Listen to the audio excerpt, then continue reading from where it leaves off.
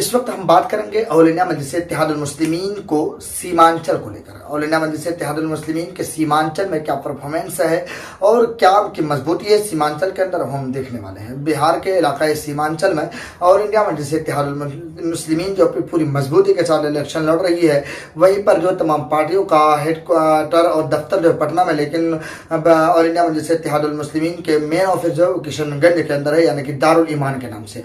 वहीं पर मैं आपको बताऊं इलाका सीमांचल के किशनगंज, ठाकुरगंज, कोचाधामन, बहादुरगंज, इसी तरीके से अमोर और बायसी विधानसभा जो कि हर विधानसभा मजबूत तो है ही है, लेकिन उसके बाद साथ साथ जो है सीमांचल से बाहर भी इलेक्शन लड़ने वाले हैं। लेकिन एक सीट का तज़किरा हम करेंगे जोकीहाट। जोकीहाट में कौन, जोकीहाट में क्या कुछ चल रहा है इस वक्त, जोकीहाट के ऊपर हम तज़किरा करेंगे। जोकीहाट विधानसभा एक ऐसी सीट है जहां पर जो हमेशा चर्चाओं का विषय बना हुआ है और तमाम पॉलिटिकल पार्टियों के ऊपर नजर रहती है।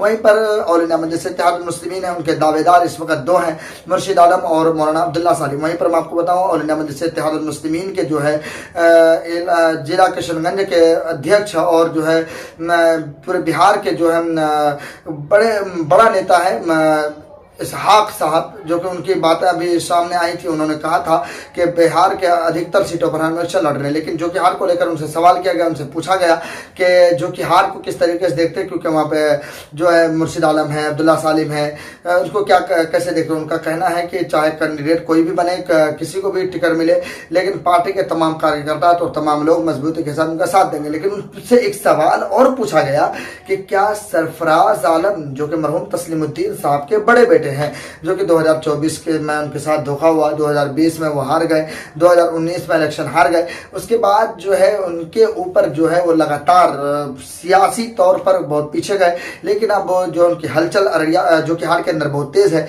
तो उनको लेकर ये सवाल क्या सरफराज आलम भी ऑल इंडिया मजलिस इत्तेहादुल मुस्लिमीन के संपर्क में है, क्या सरफराज साहब टिकट लेने की बात कही है, क्या वो आए हैं टिकट लेने के लिए। तो उस पर उनका जवाब था कि सरफराज साहब तो तकरीबन 3-4 महीने से ऑल इंडिया मजलिस इत्तेहादुल मुस्लिमीन के पीछे पड़े हुए हैं और टिकट लेने के लिए लाइन लगाए हुए हैं और अपनी बात रखे हुए हैं, यानी टिकट के दावेदार उन्होंने अपनी बात रखी है कि हमें टिकट मिले और मिलना चाहिए, हमें टिकट दिया जाए। यानी कि जो प्रक्रिया होती है, जो तरीके होते हैं टिकट मांगने के, वो टिकट जो है सरफराज आलम भी कहीं ना कहीं मजलिस इत्तेहादुल मुस्लिमीन के पीछे अभी हैं। हम उस रेस में हैं कि हो सकता है सरफराज साहब को भी टिकट मिल सकता है। सरफराज साहब जो है पिछले दिनों में खबर आई है सूत्रों के मुताबिक कि सरफराज साहब के कुछ आदमी जो है बैरिस्टर असदुद्दीन ओवैसी से मिलने की कोशिश की, उसके बाद जो अख्तरुल ईमान के ज्यादातर संपर्क में, लेकिन अभी तक ऑल इंडिया मजलिस इत्तेहादुल मुस्लिमीन की तरफ से ये नहीं कहा गया है क्या सरफराज साहब को टिकट मिलेगा। वहीं पर जो एक बार मैंने जो है अब्दुल्ला सालिम, मौलाना अब्दुल्ला सालिम जो ऑल इंडिया मजलिस इत्तेहादुल मुस्लिमीन के बड़े नेता, उनका इंटरव्यू लिया था। उनसे पूछा था क्या दूसरे किसी तीसरे को अगर टिकट मिलता तो क्या करेंगे, तो उनका कहना था कि पार्टी अब वैसी गलती नहीं करने वाली क्योंकि उनको धोखा मिल चुका है।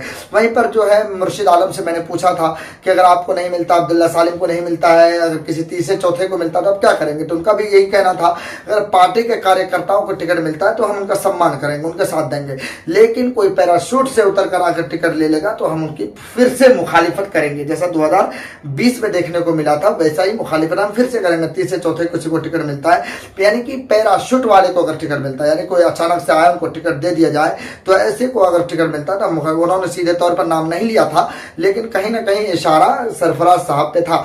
आपका क्या ख्याल है, क्या सरफराज साहब को मजलिस की टिकट मिलनी चाहिए या मजलिस की टिकट उनको लेना चाहिए, या मजलिस इत्तेहादुल मुस्लिमीन किसी दूसरे शख्स को, अब्दुल्ला सालिम, मुर्शिद आलम, कौन आपका पसंद है। आप अपनी पसंद जो है हमारे वीडियो के कमेंट सेक्शन में जरूर बताएं। फिर मिलते हैं अगले रिपोर्ट में। शुक्रिया।